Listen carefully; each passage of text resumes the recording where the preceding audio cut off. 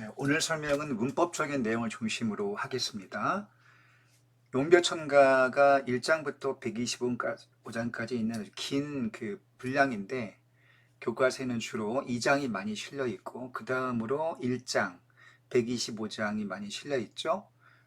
특이하게는 뭐 3장, 4장, 뭐 23장 이런 것들이 추가되는 경우도 있습니다. 자, 일단 문법적인 내용 중심으로 아까 말씀드린 대로 설명을 시작합니다. 제목을 한번 확인해 봐야 되겠죠. 그래도 자, 용벼천가의 용은 임금을 가리키죠. 6명의 선조 임금들. 자, 이거는 세종의 6대조 선조를 가리킵니다. 그러니까 태조 이성계 부터 시작 그 위쪽으로도 되게 많죠. 이성계, 그다음 이방원, 태종 이방원, 태조 이성계, 그리고 조선 건국하기 이전에 4명의 선조가 더 있었거든요. 건국 이전에 4명 선조. 건국 이전에 4명, 건국 후에 2명이니까 합해서 6명이 되겠죠. 그 6명의 선조 임금들이 하늘의 명을 받아, 하늘 천자니까 하늘의 명을 받아, 자, 이 비자가 날비자입니다. 날았다고 하는 건 비유적 의미인데요. 조선을 창업했다, 건국했다라는 얘기입니다. 자, 정리하면 6명의 선조 임금들이 하늘의 명을 받아 조선을 건국한 것을 노래한 내용, 이렇게 되겠습니다. 자, 우리가 이것을 문법적으로 공부할 때에는 일단 중세 국어에 여러 가지 특징이 들어 있다는 걸 전제하고 공부를 해야 되겠죠. 그러면 연대가 중요한데, 자, 언제이냐? 1447년에 간행되어 있습니다. 우리가 1443년에 훈민정음이 창제가 됐고, 그 다음에 46년도에 반포이지 않습니까? 1446년에 한글을 반포하죠. 자, 반포한 이후 그 직후에 간행한 최초로 한글로 쓰여진 문헌이 되겠습니다. 자, 그런 한글의 시험적 사용,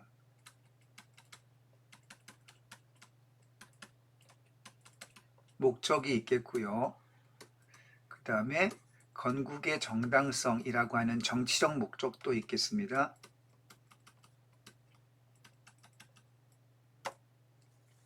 자, 이런 두 가지 목적을 가지고 지은 텍스트라고 하는 걸 기본으로 체크해 두고요. 바로 본문부터 들어갑니다. 1장을 보겠습니다. 1장은 이제 도입부이기 때문에 어떤 도입부의 특징이 있겠죠. 자, 봅니다. 해동 육룡이 나라샤 일마다 천복이시니. 해동은 조선을, 자, 중국을 중심으로 놓고 봤을 때 바다의 동쪽, 즉 조선을 가리킵니다. 조선의 육룡, 6용이니까 창업의 주요, 아까 얘기했던 선조 6분을 가리키죠. 육룡이, 자, 이때 이는 당연히 주격조사 이가 되겠습니다. 자, 근데 주격조사 이는요, 형태가 세 가지죠. 자, 이응 붙은 이가 있고, 이응이 떨어진 이가 있고요. 그 다음에 제로주격 형태, 영 형태라고 하죠. 보통 제로주격. 자, 형태는 보이지 않는데, 자, 주로 주격이 쓰인 것으로 이렇게 이해하는 겁니다. 자, 제로주격일 때는 선행체언이 이나 반모미일 때, 자, 주격조사 이가 똑같이 형태가 겹치기 때문에 굳이 2번 쓸 필요 없다 해서, 자, 제로주격으로 생략하는 경우입니다. 형태는 생략되어 있지만 의미상으로 쓰인 것으로 이해한다, 이런 얘기죠. 자, 주격조사 형태가 3가지가 있습니다. 자음 뒤에서 이응 붙으니, 자, 일반적인 모음 뒤에서 이응 떨어지니, 이모음이나 반모음일 때는 제로주격. 자, 나라샤의 샤는 주체 높임 선어말 어미죠. 다 알고 있겠죠. 자, 그리고 방점과 성조가 사용되고 있네요. 왼쪽 보시면 방점이 이렇게 쓰이고 있습니다. 방점은 고유어에만 쓰이죠. 한자어에는 쓰이지 않습니다. 그 요 왼쪽에 점을 찍는 성조가 사용되고 있는 걸 확인해 볼 수 있고요. 자, 여긴 지금 선생님이 설명이 편의상 띄어쓰기를 해놨는데 원문에는 지금 띄어쓰기가 안 되어 있다는 거 기억해 두시고, 그리고 세로 쓰기, 이렇게 세로 쓰기로 되어 있습니다. 자, 해동의 여선용이 나시여 일마다 하는 일마다 천복, 하늘이 내린 복이시니. 자, 하늘이 어떤 그 뒷배를 봐주고 있다. 하늘이 내린 복이다. 이거는 이제 어떤 천명성, 하늘의 명을 받아서 일을 했다. 건국의 천명성을 강조하는 내용이 되겠습니다. 이 신이 내린 복이 신이, 이때 신은 주체 높임 선어말 어미가 되겠죠. 주체 높임 선어말 어미는 시하고 샤라고 하는 두 가지 형태가 있죠. 자, 넘어갑니다. 자, 고성이 동부하시니. 자, 이 부분 굉장히 중요합니다. 이 고성 이자 여러분들 특히 이자에 동그라미 치고 별표 한 3개 해 둡시다. 이때 이는 형태상으로는 주격과 똑같아 보입니다. 그쵸? 이게 여기 나오는 주격의 육룡 이하고 형태가 똑같아 보이죠. 그러나 결론부터 말하면 고성의 이는 주격 조사가 아니고 밑에 보세요. 부사격 조사, 비교 부사격 조사로 이렇게 명칭이 써 있죠. 그러니까 해석을 해보면 이렇게 해석할 수 있겠습니다. 자, 해동육룡이 하신 일이 일마다 천복이시니 그 육룡의 하신 일이 천복인 것, 그것이 여기 주어가 여기 생략되어 있다고 보고 생략된 주어를 집어넣습니다. 해동육룡에 하신 그 하늘이 내린 복, 그 천복이 고성이, 이때 고성은 옛날 성인들이란 뜻인데 우리 조선의 성인들이 아니고 중국의 옛 성군들을 가리킵니다. 뭐 중국의 뭐 하은주의 성군들이 있죠. 뭐 은나라의 탕왕이라든가 주나라의 무왕이라든가 준무왕, 은탕왕, 자 이런 분들이 있는데 옛날 그 중국이 옛날 정치를 잘했다고 하는 백성들을 잘 살핀 그 성군들과 동부 딱 들어맞는다. 세임이다. 똑같다. 자, 부절을 합친 것처럼 동부 꽃같으시니 이렇게 해석을 하면 되겠습니다. 그러니까 이때 이는 뭐뭐 과로 해석이 되고 있다는 거 여러분 꼭 기억해 둬야 되겠습니다. 그래서 비교 부사격이 되겠죠. 자, 생략된 주어는 해동육룡이 고성과 동부하시니 그것, 해동육룡이. 자, 이렇게 생략된 주어를 내용을 이해해 두면 되겠습니다.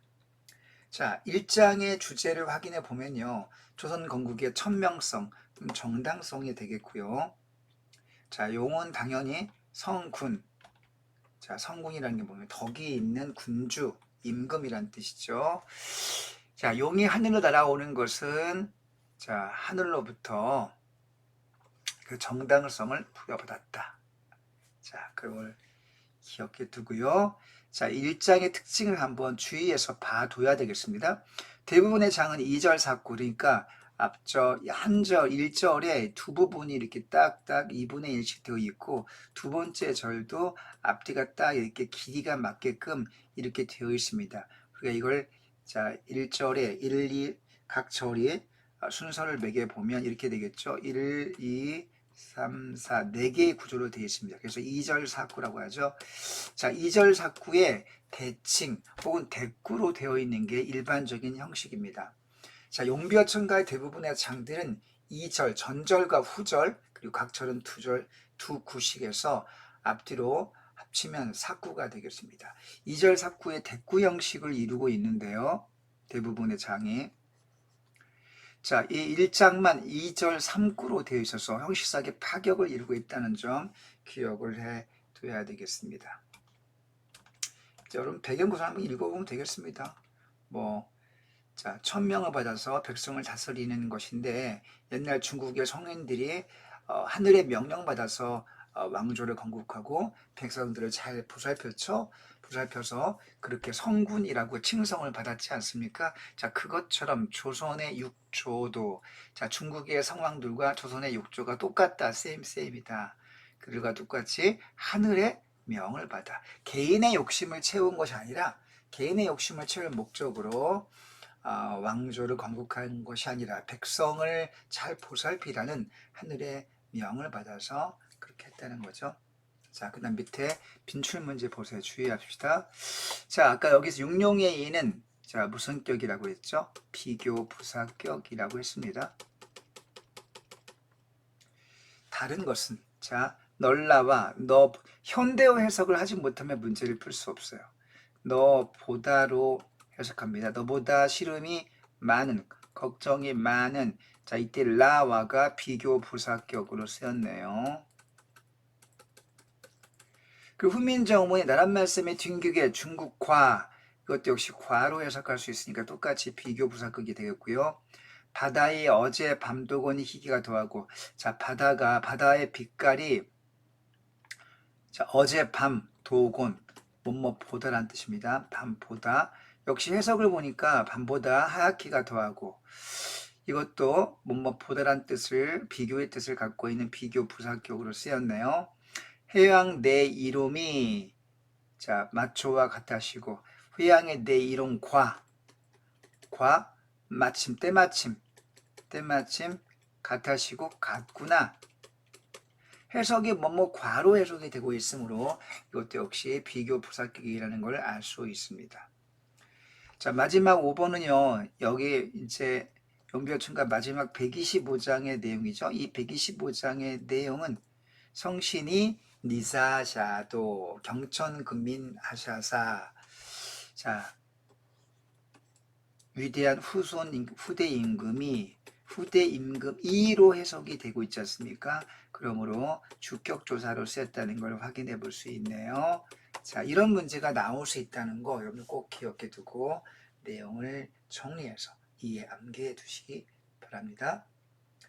자, 이제 2장 넘어갑니다. 2장.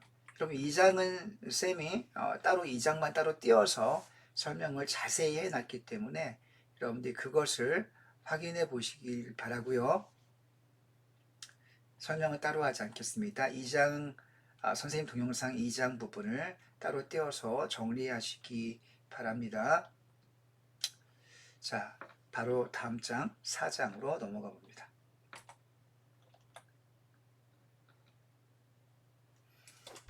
자, 먼저 읽습니다. 적인 숏, 적인 숏, 서리에 가샤, 적인이 가려언을 기산 올마잠도 하날 뜻이시니 야인 서리에 가샤 야인이 가려언을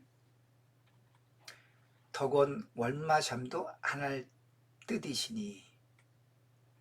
자 여러분 지금 이게 일반적으로 용벼천가의 형식이 어떻게 되어 있다겠습니까? 전절, 후절, 자심을 하면 이절로 되어 있고요. 각 절은 두 개의 구로 되어 있죠. 앞에 구, 뒤에 구. 후절도 앞에 구, 뒤에 구에서 자, 이 두 전절과 후절이 대구를 이룬다고 했습니다. 자, 이런 패턴이 일반적인 2절 사구가 일반적인 패턴이라고 했죠. 이 2절 사구의 패턴을 이 사장이 전형적으로 보여주고 있습니다. 자, 그러면 전절의 내용은 보통 어떤 내용이냐? 전절 내용은요. 보통은 중국의 고사가 나옵니다. 자, 비교 대상의 중국. 자, 비교할 대상인 중국이 먼저 앞쪽에 나옵니다. 주의하세요.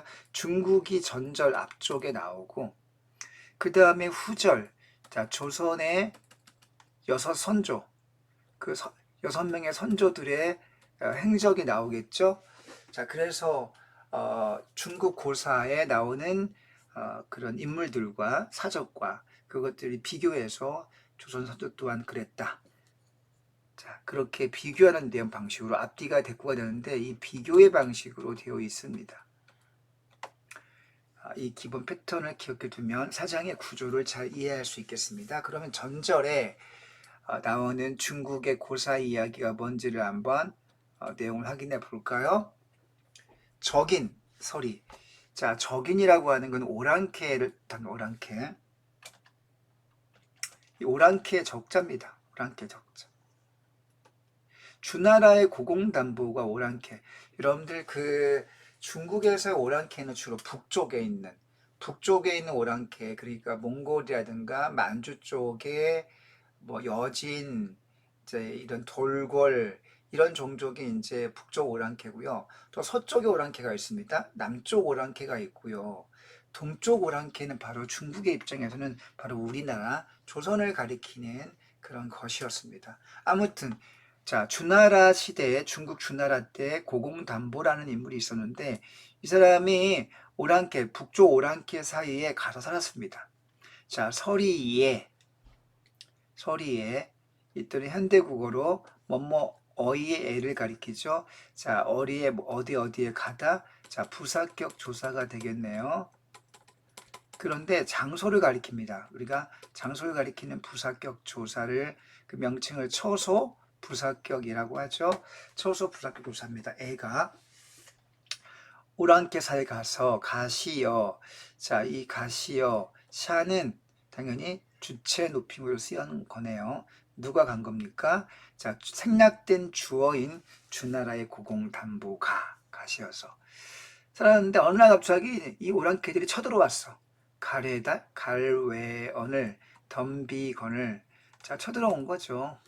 고공담보가 이제 마을 이루어 살고 잘 사는 거야. 잘 사니까 그 주변에 오랑캐들이 저것들 봐라. 저거 한번 가서 혼내줘야지라고 이제 이렇게 텃세를 부린 거죠. 덤벼왔습니다. 그게 살 수가 없는 거야. 그래서 어떻게? 딴 데로 이사가 됩니다. 그래서 어디로 기산이라는 곳으로 그 주나라의 고공담보와 그를 따르던 무리들이 집단을 이루고 있었는데 그들이 이제 기산이라는 지역으로 자 시키면 도피한 거죠. 자 이렇게 도피해 간 것도 하늘 뜻이시니 하늘의 뜻이시니 자 이렇게 이제 해석을 기본으로 해두면 되겠습니다. 자, 문법적인 사항 살펴볼게요. 다시 올라가서 자, 적의 서리의 가샤. 자, 가샤는 주체 높임이 되겠고요. 적인이 가려언을 그러면 서리에서 예가 중요한데요. 이따가 선생님이 이 서리의 예를 현대국어는 어이의 애로 해석이 된다고 했고 처소 부사격이라고 했습니다.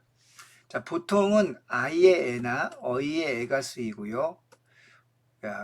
자, 그런데 특수하게 예의 형태로 쓰이는 경우가 있습니다.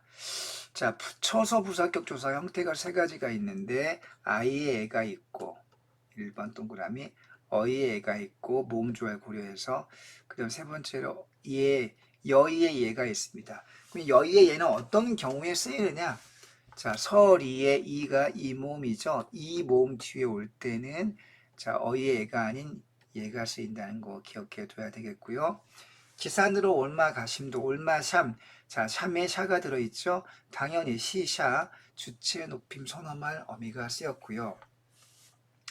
올마샴. 자, 미음이 뒤로 넘어가지 않습니까? 옴따에서 자 이어적기가 되겠고요. 자, 한할 뜻에서 한알.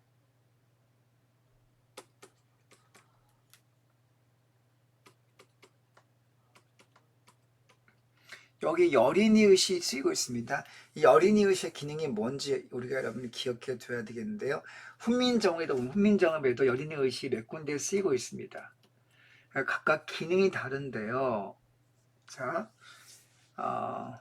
하나의 뜻이시니 여기 보면 뒤에 이제 어두잠군 비읍 디귿이 하병병소가 쓰이고 있지 않습니까? 그래서 이게 여린이의시 어떤 경우는 절음부호, 발음을 끊어준다는 절음부호로 쓰이기도 하고 어떤 경우는 된소리 부호로 쓰이기도 합니다. 자, 이 두 가지가 구분하기 어려운데요. 절음부호로 쓰인다고 하는 건 발음을 끌어주는 거, 발음을 스타카토로 딱딱 한알 뜻이시니 이게 아니라 한알 뜻이시니 이렇게 딱 끊어준다는 의미가 되겠습니다. 자, 여기 비읍 디귿 뒤에 여기 이제 된소리의 역할을 하는 비읍 디귿이 있기 때문에 이미 뒤에는 된소리 비슷하게 나지 않습니까? 그래서 된소리 부호의 기능을 하는 게 아니라 여기는 발음을 끊어주는 기능을 하는 것으로 이해할 수 있겠고요. 그래서 절음부호가 되겠습니다. 된소리 부호로 쓰이는 건요. 자, 이리고저 홀빼. 이루고자 홀배에서 홀배 받침 여린 이읒이 된소리 부호로 쓰인 사례입니다. 왜냐하면 자 이게 뒤에 배에 나오는 비읍을 발음할 때는 홀배로 된소리로 발음하게 해주지 않습니까? 그래서 홀배에 들어있는 받침 여린 이것은 된소리 부호다. 그러나 나머지는 절음 부호다. 라는 걸 알아두면 되겠고요. 자, 이 신이, 뜻이시니, 자, 이 신이, 뜻이시니, 디귿시트로 넘어갔네요. 이어적기가 되어 있고요. 자, 이때 시는 주체 높임 선언말 의미가 되겠습니다.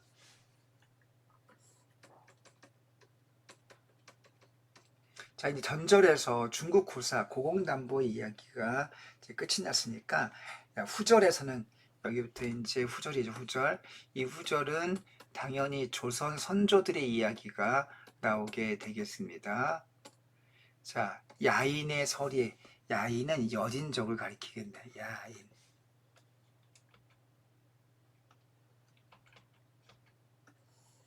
자, 오랑캐 여진족인데 이때는 생략된 주어가 누구냐면 자, 모익도환에서 자, 2대 선조 1대가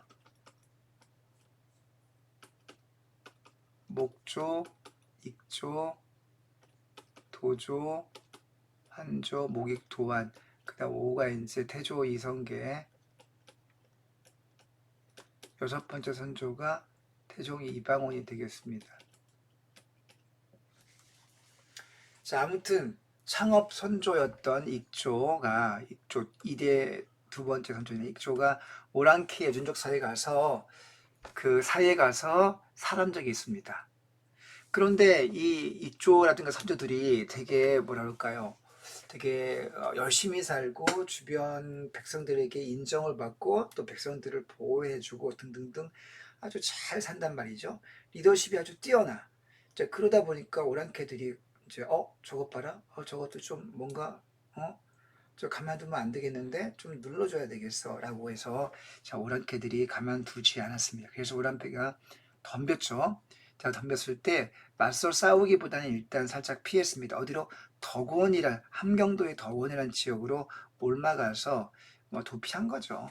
올라가서 살았습니다. 그런데 그게 뭐라고? 그게 하늘의 뜻이었다라는 겁니다. 어떻습니까? 구조가 똑같잖아요. 그죠?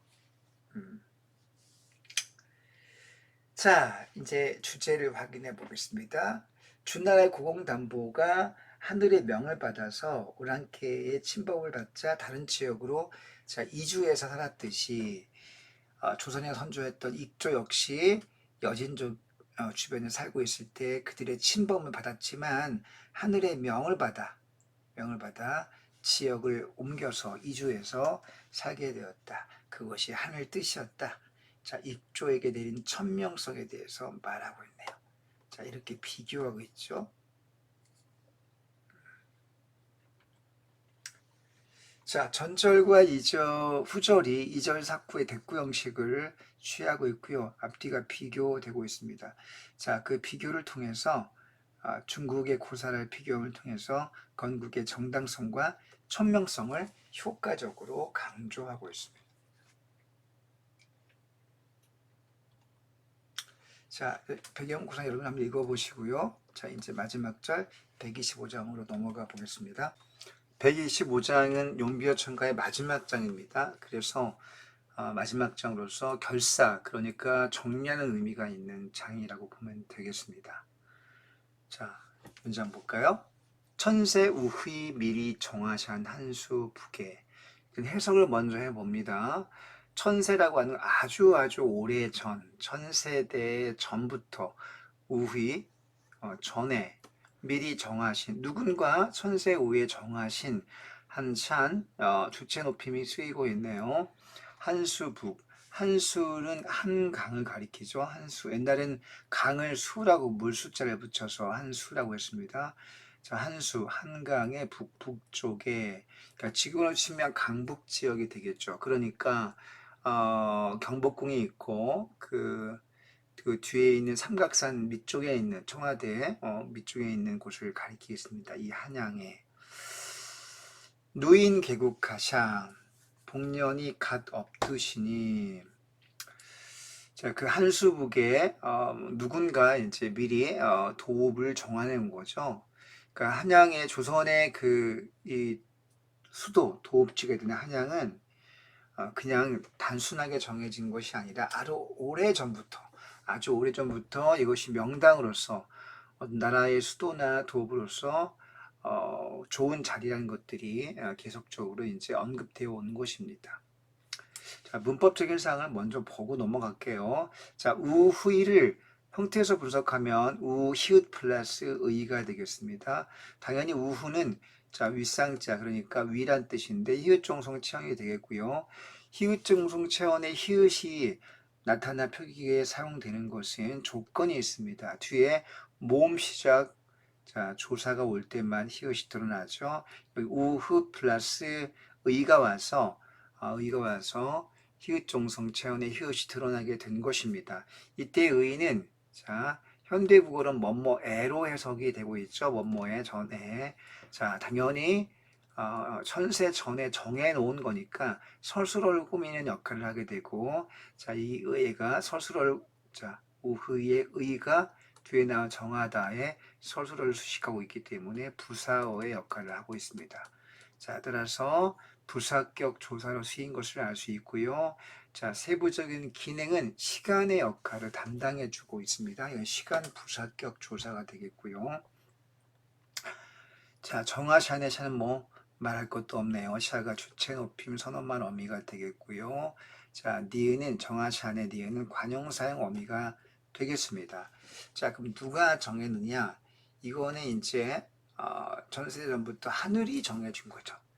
자, 그 한양 북쪽에, 그러니까 한수북의 수도로서의 어떤 그 가치를 정해준 사람은 자, 인간이 아니라 선조가 아니라 그 하늘이 되겠죠. 하늘이. 자, 누가 정했느냐? 자, 하늘이 정해준 겁니다. 정하신의 주체는 생략된 주어가 있다고 볼 수 있겠고요.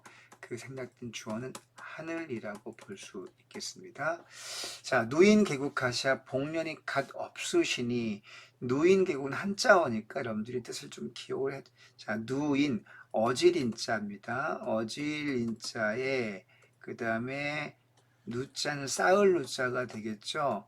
자, 무엇인가를 쌓았다. 뭘 쌓았습니까? 어짐을 어진 덕을 여러 대에 걸쳐서 쌓았습니다. 개국이라고 하는 건 10개짜리 나라 국자니까 나라를 열었다는 뜻이죠.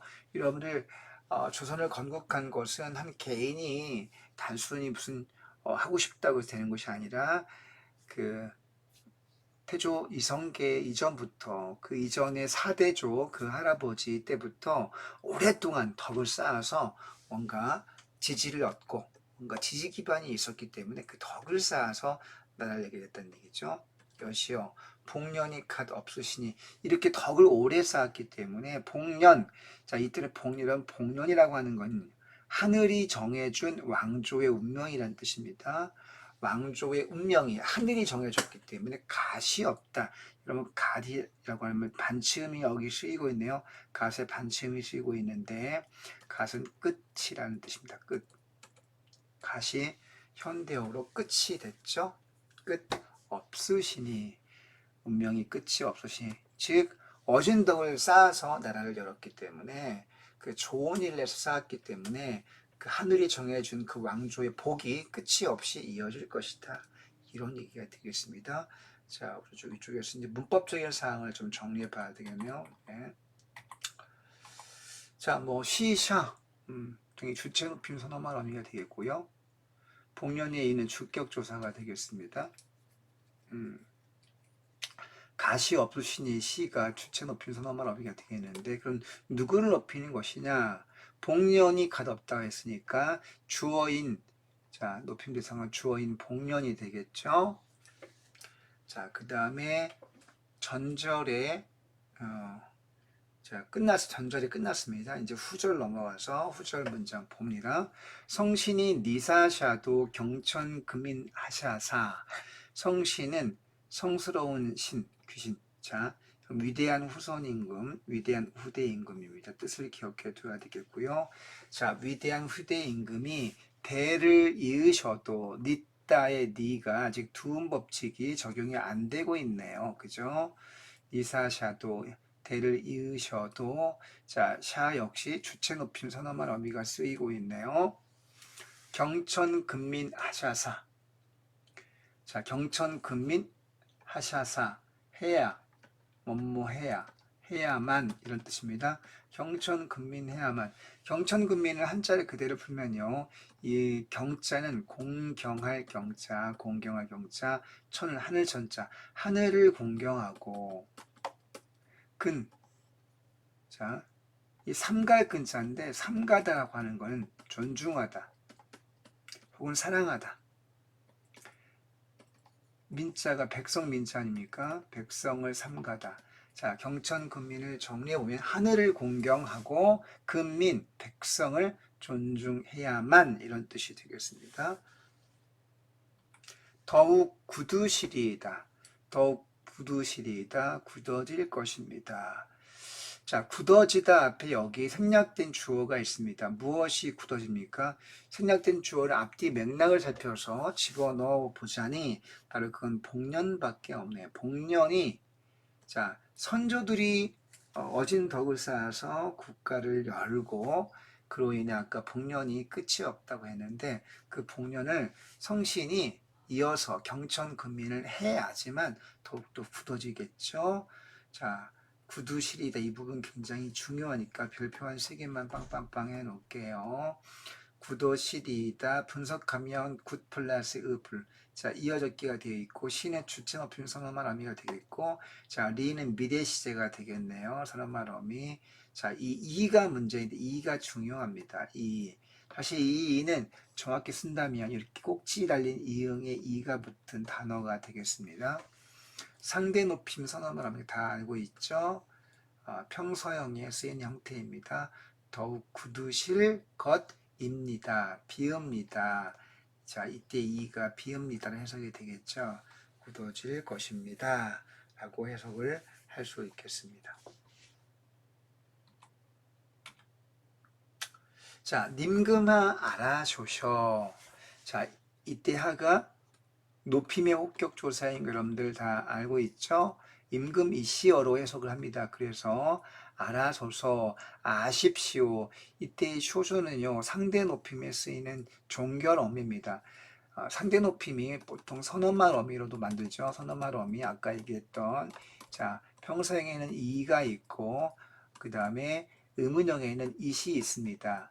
그죠? 여러분 다 알고 있죠? 이. 그런데 선어말 어미로 이렇게 상대 높임을 만드는 것도 있는데 종결 어미를 통해서 종결 아소서 종결 어미를 통해서 높임을 만듭니다. 자, 이건 명령형입니다. 뭐뭐 하십시오. 명령형에 쓰이는 자, 종결 어미가 되겠습니다. 해석은 아십시오. 임금이시여 아십시오. 무엇을 압니까? 자, 낙수의 산행가이시여. 낙수의 숫자는 이때 단순한 물이 아니고 강물 이름을 가리킵니다. 낙수라고 하는 강에서, 강에. 자, 이때에는 처소 부사격이 되겠네요. 산행은 우리말로 사양이 되겠죠. 사냥을 가 있으면서. 그럼 이때 주의할 게 이때 셔가 주체 높임이 아닙니다. 주의하세요. 주체 높임에서 넘어가면 시 아니면 샤가 있죠. 이 시어를 형태를 분석하면 이시다라고 하는 있다, 현대고의 있다라고 하는 형태에 해당하는 동사의 형용사의 어간, 이 시가 어간이고요. 그 뒤에 어가 붙었어. 연결 어미가 붙은 겁니다. 이시 플러스 언 때 이때 시가 주체 높임 선어말 어미의 시가 아니라 뭐다? 있다라고 하는 용언의 어간의 일부라고 하는 거 주의해야 되겠습니다. 그래서 낚시로 이때 시가 주체 높임이라고 낚시로 나오는 경우가 많은데요. 여기는 아니다 하는 거 주의합시다. 자, 이셔 별표 넣고요. 주의해라. 주체 아니고 자, 어간의 일부이다. 악수에 사당을 간 사람은 그 하나라의 태강, 여기 지금 중국의 고사가 이 앞부분에 나오고 있는 거죠.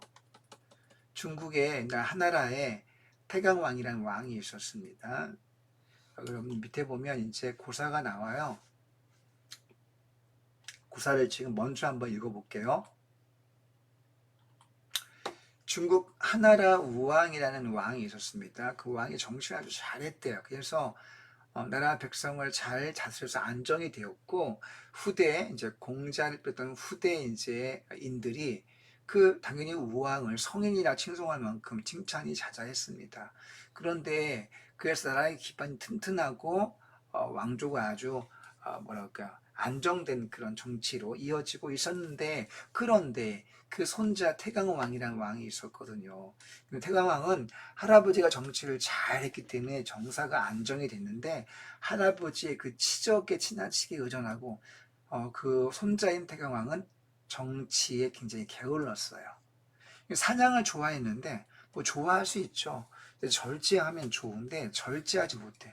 한 번 가면 100일씩 가서 100일이 지나도록 가서 돌아오지 않는 거야. 그러니까 당연히 어때요? 왕이 정치를 돌보지 않고 딴 데만 관심이 많으니, 자, 힘 있는 신하들이 딴 생각을 하기 딱 쉽죠. 저거 백성들은 당연히 그 태강 왕이랑 왕을 지지하기가 어렵죠. 딴 생각만 하고 있으니. 그래서 그 신하 중에 유궁후 태우인 예라고 하는 사람이 그죠? 쿠데타를 일으킵니다. 태강왕이 이제 돌아오려고 하자 하북이란 지역에서 막아서 돌아오지 못하게 하고 그만 쿠데타로 폐위시켜 버렸습니다. 쫓아낸 거죠. 자, 이런 그 교훈적인 이야기가 있습니다. 그러니까 하나라의 태강왕은 어때요? 이 태강왕은 어떤 정치를 잘못해서 나라를 망해먹은 그런 왕이 되겠죠. 이런 왕처럼 되면 안 되겠다라는 얘기입니다. 자, 올라가 볼게요. 자, 하나라의 태강왕처럼 낙수의 사냥을 가르치면서 할아버지 그 우왕의 공동만을, 자, 하나빌 할아버지를 하나빈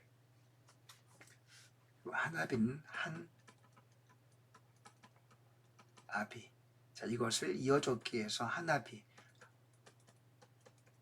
된 거겠죠. 이를 믿으니까 이어줬게 되겠고요. 믿으니까 여기 별표합시다. 이세. 여러분들 이게 뭡니까? 자, 상대 높임 선어만 어미인 거 다 알겠죠? 의문형의 쓰입니다. 믿고 있습니까? 자, 믿었던 것입니까? 뭐만 것입니까? 라고 해석하면 되겠습니다. 자, 내용을 정리해 보면은 이렇게 되겠습니다. 후대 왕에 대한 권계, 후대 왕들에게 자, 권하고 징계, 깨우친다는 뜻이죠. 자, 이런 내용으로 되어 있고요.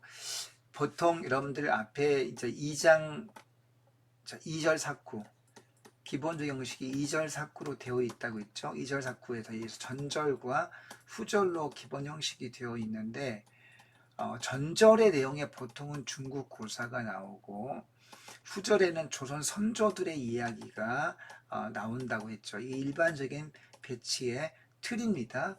그런데 마지막 125장은 후반부에 중국 고사가 나와서 약간 내용적인 차이가 있습니다. 중국 고사를 전반부에 배치한 다른 장과 달리 125장만큼은 후반부에 중국 고사가 들어있더라. 자, 그리고 2절 사구로 되어 있는 일반적인 패턴과 달리 3절 구조로 되어 있다. 그죠? 3절 구조. 그래서 형식상의 파격을 이룬다.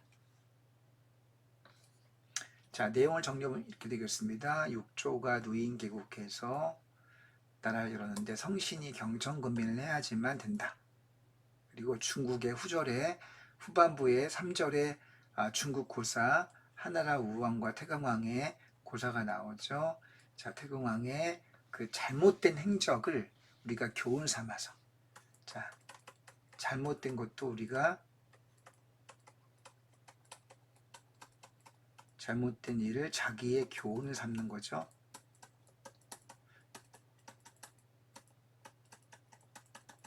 교훈을 삼아서 자, 훈계를 하고 있습니다. 자, 이렇게 남의 잘못된 일을 교훈을 삼는 것을 가리켜서 한자성어로는 뭐라고 합니까? 타산지석이라고 하죠. 자, 별표에 두겠습니다. 타산지석, 한자성어 기억해 두고요. 물론 이 절 마지막 125장의 주제어는 경천근민이 되겠습니다. 경천근민이 주제어가 되겠고요. 남아있는 단어 중에서 자, 그리고 125장의 내용을 한자성어로 표현하면 하나라 태강왕의 사냥을 통해서 우리가 배울 수 있는 건 타산지석의 교훈을 삼았다. 이렇게 표현할 수 있겠습니다. 태강왕의 고사는 타산지석의 교훈이다. 전체 주제어는 경천근민이다. 자, 이렇게 정리할 수 있겠습니다. 자, 선생님 마지막에 중세국어의 높임법을 한 번 더 정리해 놨습니다. 그럼 별표해 두시고요. 암기해야 되겠죠? 주체 높이면 시샤가 있습니다. 객체에 있는 사밥잡이 있죠. 3분 높이면 서너만 어매에는 이와 이시 있습니다. 이는 평서형, 이은 의문형. 자, 이은 뭐뭐입니까로 비읍니까로 해석하고 이는 비읍니다로 해석하면 되겠습니다. 그 다음에 아소소에서 자, 이 소소는 명령형으로 쓰인 거고요. 자, 아십시오 라고 해석하면 되겠고요. 자, 상대 높임의 종결 어미로 쓰인 것입니다. 자, 이렇게 정리를 해봤는데요. 좀 복잡한 느낌이 있지만 여러분 훈민정음을 꼼꼼히 공부한 친구라면 큰 어려움이 없을 것입니다. 잘 정리해서 시험에서 좋은 결과 있기를 응원하겠습니다. 여러분 화이팅!